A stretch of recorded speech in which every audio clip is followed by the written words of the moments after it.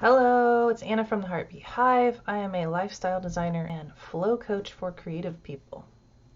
I help you get into deep focus and design your life through time management and energy management.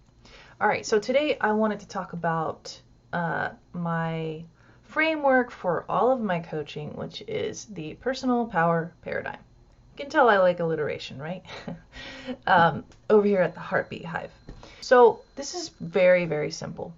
And even though it is simple, sometimes we have problems, myself included, implementing within this framework. So let me just explain the framework really quickly.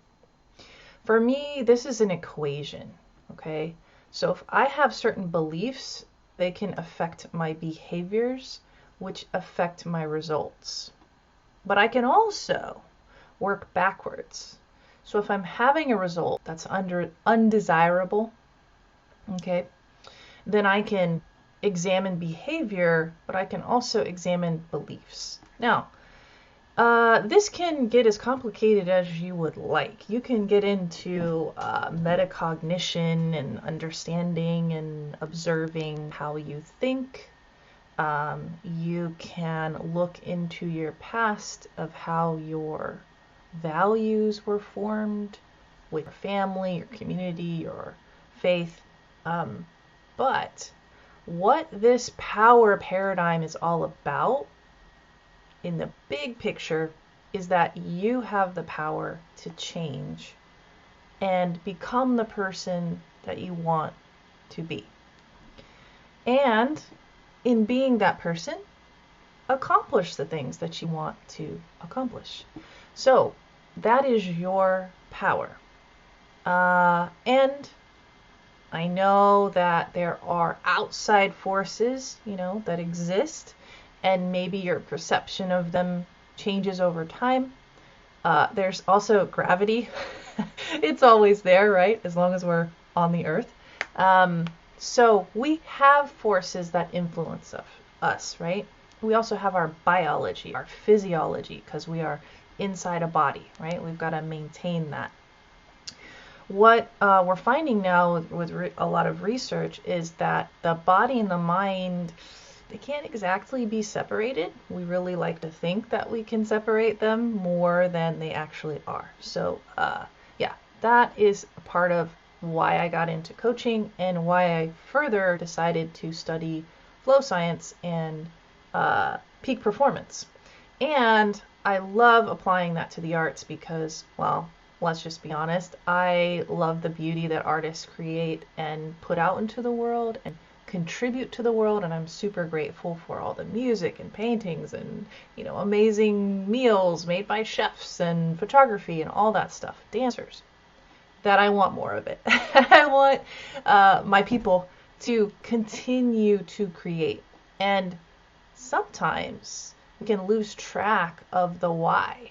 Why am I creating this thing? Why am I struggling, perhaps?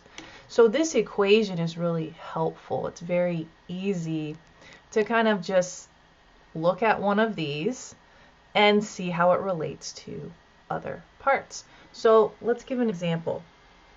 If you haven't watched, I have a little mini workshop that's very long about this topic, and it's in 3 parts, and this is the framework that I go into. But right now, what I want to talk about is what I call umbrella beliefs. So let's see if I can draw an umbrella. I've been really terrible with this this drawing board that I have. Let's pretend that that's an umbrella. I did actually go to art school, but I am terrible with this this digital whiteboard sometimes. I don't know. I don't know what I do wrong. But let's pretend that's an umbrella. So what we're talking about is umbrella beliefs, okay? So my idea of an umbrella belief that has been super helpful for me, one of them, I have about a handful that kind of direct and guide different activities, thoughts, etc. in my life and who I am. One of them that has been most helpful has been the belief that I can learn, do, or become anything that I desire. Now, some people would make excuses and say, oh, I'm too old to start this. I have XXX, in my way. Now, another belief, which is an umbrella belief for me, is that I can overcome any obstacle. So, when the mind starts creeping in and says, you can't do that, but what about this? What about this thing that's in the way? Return to the umbrella belief. I can overcome any obstacle. Yes, I can. From there, I start to examine, what is the obstacle? Is it my perception that it's hard to overcome? Or is it actually just a matter of, say, like friction? So I don't know how to use a software. I haven't reached out to the person I need to learn from. I haven't attempted the thing yet. So you can look at your beliefs and start to observe them. That is the biggest help when you're on this personal development journey, is to not look at them in the sense at first to say, I need to fix something. No, we just need to observe, what is the belief that is underlying my behaviors? Okay, so is there something I don't believe about myself that is causing me to sabotage, to believe and behave in a certain way where I keep getting the same results? So for example, maybe your belief would be, if you want to have like super fit body, right? You look around and it wasn't exactly your lifestyle. Maybe you didn't grow up in that environment where that was a value or of importance or even exposed at all. You could sit there and say, well, I just wasn't raised that way. Okay, that is a fact, maybe for you, but it's your decision to look inside and say, but I do have the power to change that right now.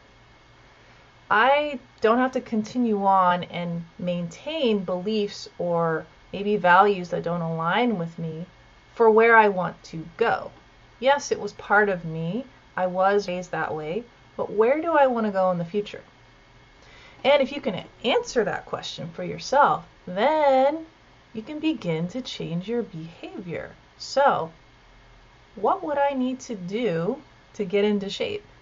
How could I start in a very simple way that I am more likely to follow through on? That might be 5 push-ups the first week every day. That might be walking 15 minutes once a day for the first week, and then gradually increasing to more difficulty, more exertion, to where you did start seeing the results. Okay, but let's not forget about what happens during the journey. And this is where the belief can really help you, but also having a structure to help you maintain the behavior. Okay, so along the way, what happens to a lot of us, I'll go ahead and say us, is that we fall into inconsistent behavior. Okay? And sometimes that is because we're not upholding the umbrella belief. Okay? So this is where the observation of your thoughts is helpful.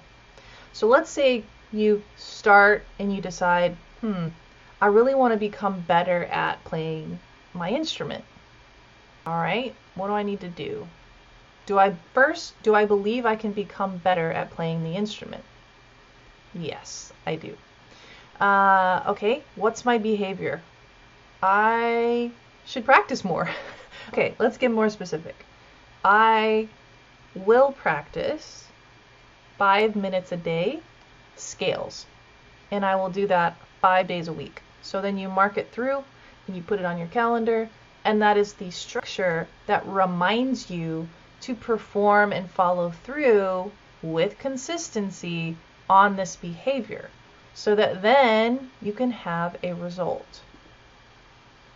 You can see how if one part of each of these, this equation here, this framework, is not in harmony with the other, you will talk yourself out of performing the behavior or getting a result, right? So let's say you go to do the scales, right?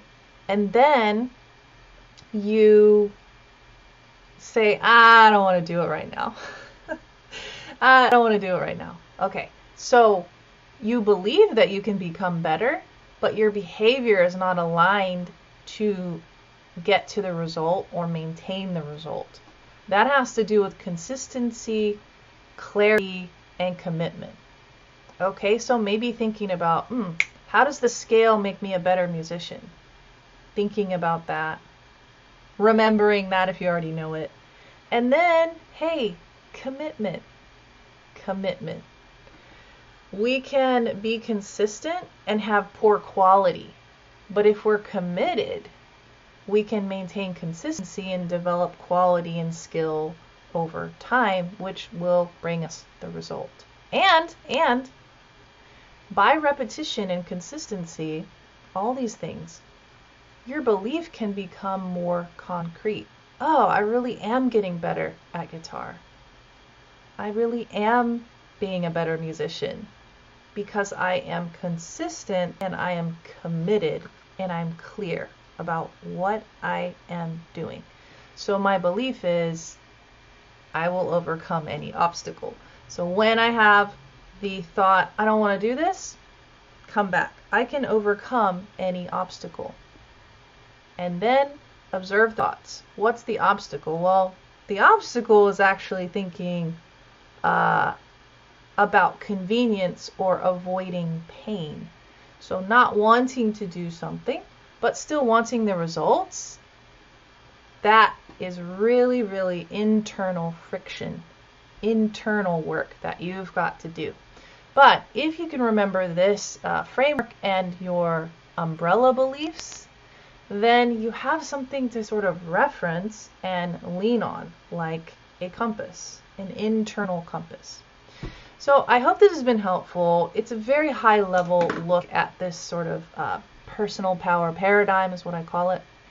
And I'll be going into more detail later in later videos, but I like to just make these when I'm inspired and make sure that I myself remain committed to putting out the work that I do with private clients and hoping that someone out there may benefit from this diagram or this framework and start to change their belief, their behavior, and in turn their results.